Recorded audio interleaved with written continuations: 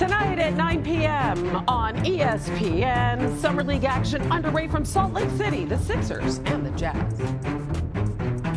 NBA front office insider Bobby Marks is with us once again. He's been a regular here lately. Bobby, who are three players that we should keep an eye on in Salt Lake City Summer League? Starting with a guy that Danny Ainge was determined to draft, who did show up after all. Ace Bailey, the Rutgers forward, the fifth pick in the draft, and certainly we're going to have our eyes on Ace in Utah here. I think the interesting thing for me with Ace is, does Utah play him more a point guard here? Here's a player that averaged 2 turnovers last year at Rutgers, only 1.3 assists, and as you know, Hannah, Summer League is about experimenting. VJ Edgecombe is the next player, the third overall pick in the draft. The 76ers guard is probably the most athletic player in this year's draft, 2.1 assists last year at Baylor. Another player who is going to probably experiment, a little bit upside tendency is probably to rely more about getting to the basket. We'll see as far as how his mid-range game is in Utah. And then the third player here, America is going to get introduced to Nikola Topic, the 12th pick in the 2024 draft, courtesy of, guess what, the Oklahoma City Thunder, right? We haven't seen Topic in a year. He's been recovering from an ACL injury. I talked to one scout. They said if he was in this year's draft, he could potentially have been a top 5 pick. Wow. And this is a guy that turns 20 in August. Just another addition to that young roster. Very interesting. All right, let's pivot, if we can, to the available veteran free agents. You've been on that all week long. What's the latest on where Chris Paul and Al Horford might land? And if you could start with CP3. Yeah, it's funny. We just talked about the youth in the draft. Now we're talking to more about the seasoned veterans here in free agency. Certainly Chris Paul, the 40-year-old, 82 games last year, 82 starts. I would keep an eye on 2 teams here, Hannah. The Milwaukee Bucks, certainly with the loss of Damian Lillard, and his former team, the Phoenix Suns. 2 fits as far as where Chris Paul could eventually wind up. Al Horford is a little bit more interesting here. A team like Golden State, who lacks front court depth with Horford here, 39, has averaged at least 6 rebounds in every season here. A lot of what happens with Horford in Golden State is dependent on Jonathan Kuminga, the restricted free agent who still is unsigned. But hopefully by the end of next week, both those players will have a new home. I love the idea of Horford with the Warriors. Yeah, that's really interesting way to round out that roster.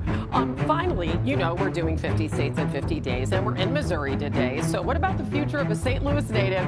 Let's talk about Bradley Beal, signed for 2 more years there in Phoenix. 2nd year as a player option, also has a no-trade clause. So what's the latest on his future with that? Yeah, Bradley Beal owed $111 million over the next 2 years. Of course, Phoenix tried to move him at the deadline. That no-trade clause did become a hindrance here. Hannah, I think we're looking at a breakup between both Beal and the Phoenix Suns. And similar to what we saw with Damian Lillard, people are going to get used to that waiver and stretch provision here. If you look at it for Beal, a potential $20 million cap hit in Phoenix. Remember, this is a team that's been buried in the luxury tax, have been buried in the second apron. By reducing that Beal number, they get out of both of those numbers. It could save them potentially $200 million. Wow, and talk about a return on investment. If you look back at the last 6 seasons for Bradley Beal, he's never played more than 60 games. Bobby Marks, we appreciate you, as always. That has been in the ether for a few days now. Maybe by the time this pod comes out, it'll have been done. Maybe it won't be done, but we all know that this is true, that they are in serious discussions. And so on the heels of Dame Lillard getting bought out, getting basically waived and stretched on $113 million, Bradley Beal is probably going to get bought. It probably is not going to be that high because I think Beal is intending, or at least discussing. Well, here's the thing. It can't be that high. So there's a quirk in the rules. We talked about this with the Dame Lillard waive and stretch, where a team cannot have more than 15% of the salary cap in dead money at any time. So in the past few years, the Suns have at different points waived and stretched E.J. Liddell, former Ohio State star, and Nasir Little. And those 2 guys this year are going to be on the books, according to Bobby Marks, for about $3.8 million. So a maximum amount that you can have on your books is somewhere around $23 million this year in dead money. So because of that, Bradley Beal, who's currently owed about $110 million, I think it's just a little bit less than what Dame's deal was. He's got to give back at least 13 or 14 million or so to allow it to be a legal buyout.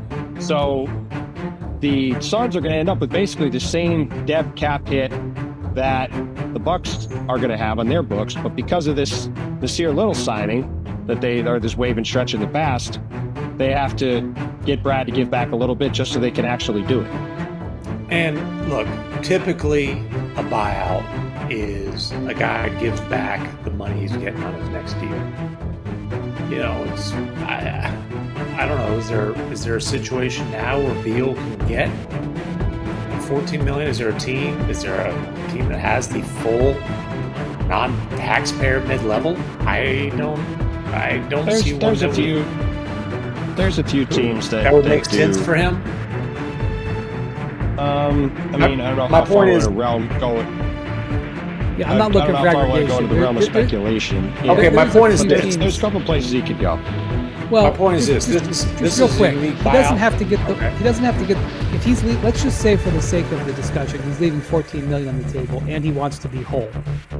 Because, for example, DeAndre Ayton didn't quite get whole. He was a couple of million short of being whole, but he went from being a possible third stringer in Portland to starter in LA. Yeah. If Beal's looking to be whole, he just needs to make $14 million over 2 years. He doesn't have to make it all back this year. So but he's going to get bought out, very likely. They're haggling about money. You know, I mean, I remember when I went, was around the Suns for a little bit to write the story on the not so pleasant state of the Suns, and you know, this was when Beal had heard his name in trade rumors for months, despite the fact he had a no trade clause. And I talked to him about it. And he was honest about it. And by the way, he'd also been, in his eyes, demoted to a 6-man role for a while there. You know, he said he felt disrespected, but you know, he mentioned like, hey, there wasn't anything that made sense before the trade deadline. He didn't want to, just like KD, he didn't want to uproot his family or you know, his personal life. In Beal's case, his family, young kids, wife, in the middle of the season. But he pointed out, like, you know, summer, there's a lot more options on the table. There's a lot more possibilities. I don't think Bradley Beal is in any way, shape, or form opposed to getting his walking papers from Phoenix. I think he just wants as much money as possible to go along with him. Yeah. So there might be some more by the time we do our next podcast. There might be some